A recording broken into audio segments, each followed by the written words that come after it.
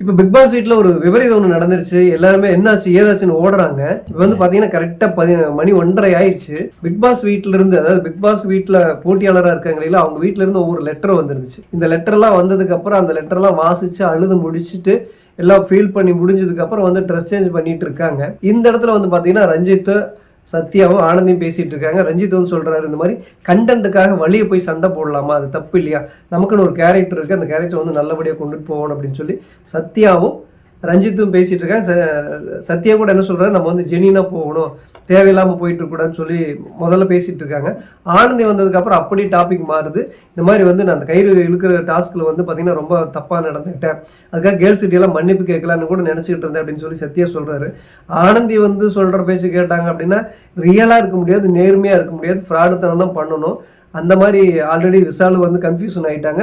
Vishal confusion ஆகி சத்யாவை confusion பண்ணி வந்து ரியலாக உண்மையாக ஒரு கேம் விளையாடுறதை விட்டுட்டு பொய்யா வந்து தனக்குன்னு இருக்கிற ஒரு நேர்மையாக விளையாடாமல் என்ன சொல்கிறது சுவாரஸ்யமாக்குறதுக்காக வேறு மாதிரி பண்ணிகிட்டு இருக்கிற மாதிரி சத்யா பேசிகிட்டு இருக்கிறப்போ திடீர்னு ஒரு சவுண்டு பதட்டமாக, ஐயோ என்னமோ எல்லாம் ஓடுறாங்க, என்னென்னு போய் பாருங்க அப்படின்னு சொல்லி ரஞ்சித் சொன்ன உடனே ஓடி போய் பார்க்குறாங்க. அந்த இடத்துல வந்து பார்த்தீங்கன்னா அன்ஷிதா வந்து ட்ரெஸ் சேஞ்ச் பண்ணுறதுக்காக ட்ரெஸ் சேஞ்ச் பண்ணிட்டு இருக்கிறப்போ வலிக்குட்டு கண்ணாடி மேலே வந்து முன்னாடி இருந்த கண்ணாடி மேலே பட்டு நெத்தியில் வந்து காயமாயிடுச்சு அப்படின்னு சொல்லி சொல்கிறாங்க. அது எதுவும் நம்ம லைவில் காட்டல, கேமராவில் பார்க்க முடியல.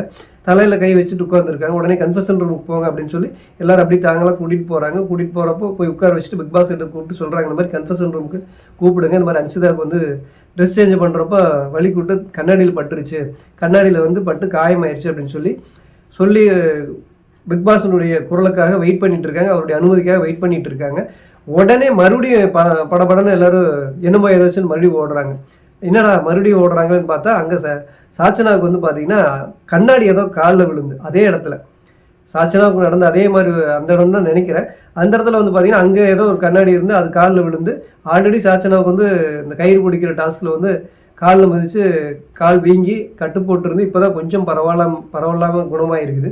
அது ரைட் காலில் அடிபட்டு இருந்துச்சு. இப்போ லெஃப்ட் காலில் வந்து பெருவிரலில் வந்து அந்த கண்ணாடி வந்து விழுந்துருச்சுன்னு சொல்கிறாங்க. விழுந்த கண்ணாடி வந்து நொறுங்கி கிடக்குதுன்னு சொல்கிறாங்க. உடனே வந்து பார்த்தீங்கன்னா சாச்சனாவையும் தூக்கிட்டு கன்ஃபெஷன் ரூமுக்கு போகிறாங்க. முதல்ல அன்ஷிதாவை அனுப்புகிறாங்க. அதுக்கப்புறம் சாச்சனா வெயிட் பண்ணிகிட்டு இருக்காங்க. இன்றைக்கி வந்து என்ன சொல்கிறது, அடுத்தடுத்து கண்ணாடியில் 2 பேர்த்துக்குமே காயமாக இருக்குது. இது வந்து திஷ்டியில் நடந்திருக்குது, திஷ்டி போயிடுச்சு அப்படின்னு சொல்லி தீபக்கெல்லாம் பேசிகிட்டு இருக்காங்க. ஏன்னா ஊருக்கனே பட்டிருக்கோம், எனக்கு முதல்ல இந்த மாதிரி நடந்துச்சு, இப்போ உங்களுக்கு இந்த மாதிரி நடந்திருக்கு, இந்த மாதிரி திஷ்டியே இல்லை அப்படிங்கிற மாதிரி தீபக் பேசிகிட்டு இருக்காங்க. இதுக்கு முன்னாடி சாயந்தரம் சும்மா என்ன பண்ணுறதுனே தெரியாமல் எல்லோரும் ஓடி பிடிச்சி விளையாண்டு இருந்தாங்க. அதில் வந்து பார்த்திங்கன்னா ஜஃப்ரி வந்து முத்து துரத்திட்டு ஓடிட்டு இருக்கிறப்ப முன்னாடி வந்து பார்த்தீங்கன்னா ஒரு வண்டி மாதிரி செஞ்சு வச்சுருந்தாங்க டெக்கரேஷனுக்கு. அந்த வண்டியில் போய் முத்து மோதி கீழே விழுகுவார். ஆனால் நல்ல வேளை அவருக்கு எதுவும் காயம் பண்ணல. இப்படி அடுத்தடுத்து இன்றைக்கி வந்து 2-3 பேர்த்துக்கு தொடர்ந்து ஏதோ ஒரு தடங்களாக இருக்குது. இதில் 2 பேர்த்துக்கு சாச்சனாவுக்கும் அன்ஷிதாவுக்கும் கண்ணாடியிலேயே காயமாக இருக்குது. இது வந்து திருஷ்டியா இல்லை இவங்களோட அஜாகிரதையா இல்லை யதார்த்தமாக நடந்ததா என்ன எதுங்கிறது தெரியல. ஆனால் இந்த நேரத்தில் ஆல்ரெடி அவங்களே லெட்டரை வந்து படிச்சுட்டு ஃபேமிலியை நினச்சி ரொம்ப ஃபீல் பண்ணிகிட்டு இருக்காங்க. அது மட்டும் இல்லாமல் இப்படி ஒரு காயமானது அப்படிங்கிறது அவங்கள பொறுத்த வரைக்கும் ரொம்பவே மனசும் வலிச்சு உடம்பும் வலிக்கிற மாதிரி ஒரு காயமான ஒரு சம்பவம் நடந்திருக்குது. சாச்சனாவுக்கும் அன்ஷிதாவுக்கும் ரொம்ப கஷ்டமாக தான் இருக்குது. சீக்கிரம் அவங்களுக்கு குணமாகணும் அப்படின்னு குணமாயிடணும். அப்போ தான் அவங்க வந்து கரெக்டாக இயல்பான நிலைமைக்கு வர முடியும். பார்க்கலாம்.